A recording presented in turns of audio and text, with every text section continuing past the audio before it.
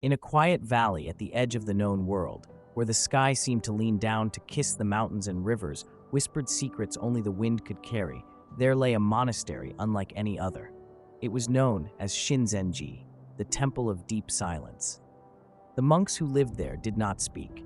For decades, no voice had echoed off its wooden walls. There were no chants, no lectures, no scriptures read aloud.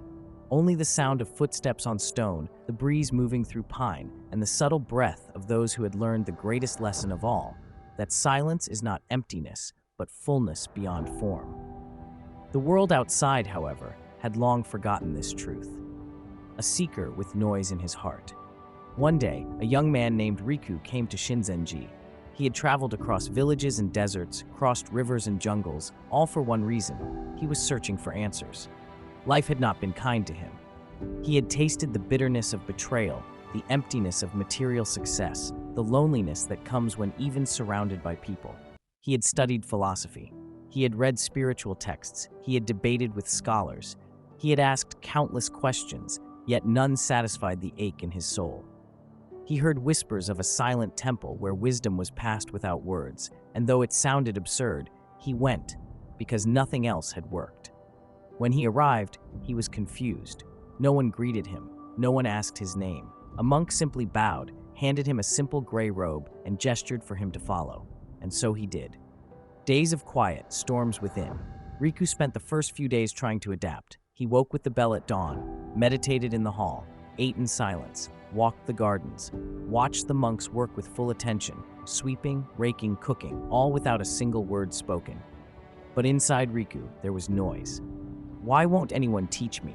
he screamed internally. "How will I ever learn anything in this silence? What kind of madness is this?" His thoughts were loud, chaotic, and constant. By the fifth day, he could no longer bear it. He demanded to see the abbot, Master Ion, the one said to possess true understanding. Meeting the master, he was brought to a small garden behind the main hall, where Master Ion sat alone, drawing circles in the sand with a wooden rake. The old man's presence was like the surface of a still lake, calm, unshaken, vast. Riku, frustrated and desperate, knelt down. "Master, I beg you," he said, his voice trembling. "I've come across the world searching for truth. I've suffered, I've lost, I've wandered. I need answers. I need guidance. Please, speak to me." Master Ion looked at him, then slowly returned his gaze to the sand. He said nothing. Riku grew agitated. "I've done everything. I've studied, I've asked, I've prayed.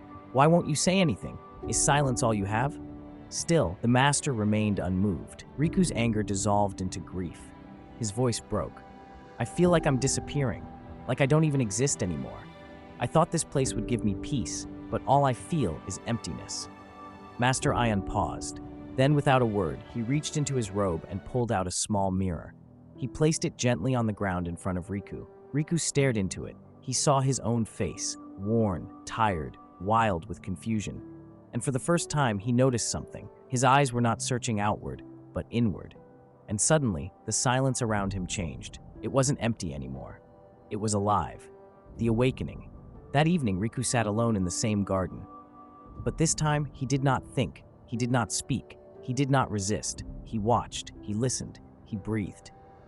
He noticed the way the wind moved through the trees, how the cicadas buzzed with rhythmic certainty, how the clouds drifted slowly across the sky like thoughts passing through awareness. And for the first time in his life, he did not need more. He was full. In the days that followed, Riku began to transform. He still said nothing, but his presence deepened. His footsteps softened. His eyes grew clearer. He stopped chasing and started being. He learned to sweep the courtyard with total attention, to drink tea as if it were the first drop of water he'd ever tasted, to sit in stillness without fighting the silence. Years passed. He never left. And eventually, the monastery entrusted him with guiding others. The true teaching.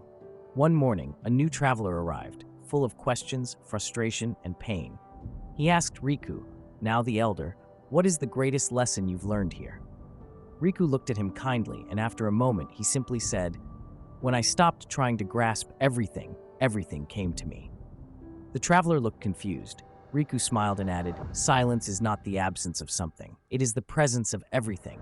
Be silent, and you will hear what the world is trying to give you." And then he walked away, his gray robes rustling softly in the wind. Moral of the story: we spend our lives running after answers, believing the more noise we make, the more we'll receive. But truth does not come in noise. It reveals itself in stillness, in silence, in presence. When the mind quiets, the heart speaks. When we become silent, truly silent, life does not withhold. It offers everything: